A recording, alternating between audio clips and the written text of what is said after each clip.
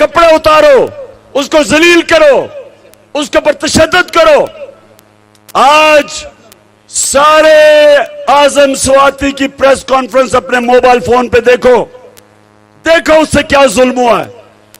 और chief justice साहब, मैं पाकिस्तानी कौम के सामने खड़ा होकर आपसे मैं अपील कर रहा हूं, अल्लाह ने आपको बहुत बड़ी जिम्मेदारी दी है। चीफ जस्टिस ऑफ पाकिस्तान का मतलब कि जिम्मेदारी आपकी कि आप आजम स्वाति, शहबाज गिल, जमील फारूकी जैसे लोगों को, आपका काम है इनको इंसाफ देना। केसेस पड़े हुए सुप्रीम कोर्ट में, बुलाए उन लोगों को और कहे कि आजम स्वाति के घर जो कैमरे लगे हुए थे, उन कैमरों में सब पता क्या हो रहा था, क्यों वो एजेंसी के लोग वो कैमरे उतार के ले गए। ऑर्डर दे उनको वापस लेके आए कैमरे, शक्लें पहचाने उन लोगों की। ये सरकारी नौकर नहीं, ये मुजरिम है जिन्होंने उनको मारा, घर में आके पोती और पोतियों के सामने उनको मारा, एक सेनेटर को मारा। और वो क्या कह रहा था, उसकी आजादी राय है, उसके पाकिस्तान का आईन इजाजत देता था। वो कोई मुल्क दुश्मन नहीं था, वो कोई गद्दार नहीं था, वो कोई दहशतगर्द नहीं था। तो मैं चीफ जस्टिस साहब, ये जो हमारी हकीकी आजादी की तहरीक है, हम आपके तरफ और पाकिस्तान की अदलिया की तरफ देख रहे हैं, सारी कौम देख रही है। कर सकते हैं, तेल ले सकते हैं या नहीं? तो मैं गुजरांवाला आपके पास आज सारा दिन आपको एक चीज बताऊंगा कि अल्लाह ने हमें कैसे आजाद किया है। जब अल्लाह कहता है, जब अल्लाह के सामने अब दावा करते हैं ला इलाहा इल्लल्लाह, अल्लाह तेरे सिवा किसी के सामने नहीं हम झुकते, ये दावा है आजादी का। और जब फिर हम किसी सुपर पावर के सामने घुटने टेकते हैं, मेरी नजर में ये शिर्क है। जब एक किसी पाकिस्तानी शहरी को तशद्दुद होता है उस पे, जो आजम स्वाति, शहबाज गिल पे हुआ, जो अरशद शरीफ को मुल्क छोड़ना पड़ा और कत्ल किया, शहीद किया उसको, क्योंकि वो हक और सच पे खड़ा था। ये गुलामों कौमों में होता है, आजाद कौमों में ये नहीं होता। आजाद कौमों के हुकूक होते हैं, शहरियों का अदालतें उनके बुनियादी हुकूक की हिफाजत करती हैं। और दूसरी चीज, गुजरांवाला, मैं वो पाकिस्तानी हूं जिसने अपने मुल्क को टूटते देखा था। ईस्ट पाकिस्तान हमारे से अलहदा हुआ था। मैं ईस्ट पाकिस्तान अंडर 19 का मैच खेलने गया, हमें पता ही नहीं था कि वहां कितना गुस्सा है ईस्ट पाकिस्तान के लोगों को। क्यों गुस्सा था? क्योंकि उनकी जो सबसे बड़ी जमात, जो पाकिस्तान की सबसे बड़ी जमात, वो ईस्ट पाकिस्तान से थी, वो इलेक्शन जीत गए थे। लेकिन ईस्ट पाकिस्तान के लोगों को गुस्सा यह था कि जो उनका हक था, जो मैंडेट था, वो नहीं दिया जा रहा था। क्यों नहीं दिया जा रहा था? क्योंकि यहां एक सियासतदान, उसने साजिश की अपनी कुर्सी के लिए। उसने ईस्ट पाकिस्तान की पार्टी जो इलेक्शन जीत गई थी, उनको हक नहीं दिया कि जो उनका हक था कि जब इलेक्शन जीते तो उनको क़यादत करनी चाहिए थी।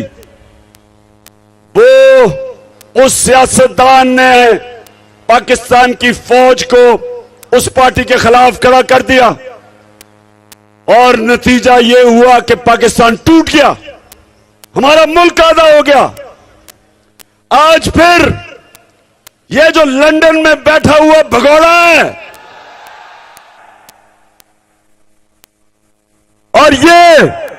और इस मुल्क की सबसे बड़ी बीमारी जरदारी, ये दोनों डाकू मिलकर कोशिश कर रहे हैं कि पाकिस्तान की सबसे बड़ी जमात उसको मुल्क की इस्टेब्लिशमेंट के खिलाफ खड़ा करे, इस्टेब्लिशमेंट को, फौज को बड़ी जमात के खिलाफ खड़ा करे। यह साजिश है, यह मुल्क के खिलाफ साजिश है।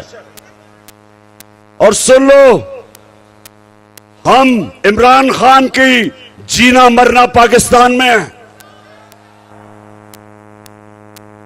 इमरान खान ने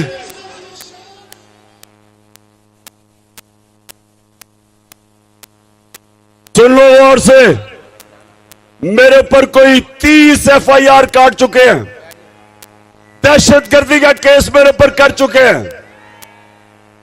मेरे ऊपर वो एक इनका शरीफ खानदान का घर का पालतू नौकर, चीफ इलेक्शन कमिश्नर, वो अलहदा मेरे पे केस कर रहा है। उसको तो खैर मैंने अदालत के अंदर लेके जाना है और 10 अरब का हर्जाना करूंगा इस बदनीयत आदमी के खिलाफ। ये सब मिलके, ये सारे मिलके एक इनका मकसद है कि किसी तरह ये चोर ऊपर मुसल्लत हो जाएं और पाकिस्तानी फौज को टाकरा करवाएं।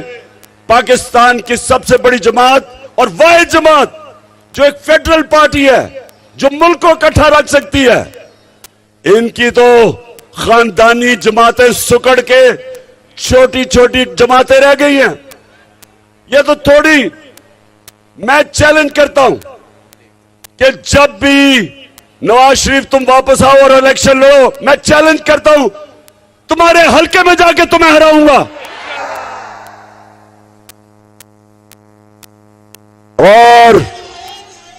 और जरदारी तुम और तुम्हारा देसी वलैती बेटा जो अंग्रेज की तरह उर्दू बोलता है, बारिश आता है तो पानी आता है, 14 साल में उर्दू नहीं सीख सका। मैं सिंध आ रहा हूं, मुझे जरा इधर से फारग होने दो। जरदारी तुम्हारे पीछे मैं सिंध आ रहा हूं, तैयारी कर लो। सिंध के लोगों को सबसे ज्यादा आजादी की जरूरत है, सबसे ज्यादा जुल्म सिंध के लोगों के ऊपर है। तो इंशाअल्लाह हम वो जमात है और मैं वो सियासतदान हूं जिसने मुल्क से बाहर नहीं भागना। मैं नवाज शरीफ नहीं हूं कि हर वक्त जब उसके ऊपर कोई केस होता है पहले मुशर्रफ के घुटने गोडे पकड़ के NRO लेके बाहर भाग गया, फिर NRO लेके वापस आया, फिर यहां डाके मारे, फिर जब वक्त आया एहतसाब का, फिर इसने अपने रिजल्ट जो इसके मेडिकल रिजल्ट थे उनमें भी धांधली की और उसके बाद बीमार करके फिर बाहर भाग गया। और आप इंतजार कर रहे हैं कि जनाब बड़े ताकतवर एस्टेब्लिशमेंट से इसको NRO मिलेगा और ये वापस आ जाएगा, जिस तरह मनी लॉन्ड्रर इसहाक डार वापस आ गया। नवाज शरीफ, तुम सब, मैं अपनी सारी कौम को आज कह रहा हूं कि इंशाअल्लाह हम सब मिलके डाकू नवाज शरीफ का इस्तकबाल करेंगे और सीधा एयरपोर्ट से तुम्हें अडयाला जेल लेके जाएंगे। और मेरी कौम सुन लो, ये वक्त है अपने आप को हकीकी तौर पे आजाद करना और आजाद हम करेंगे इंसाफ के जरिए। हम इस मुल्क में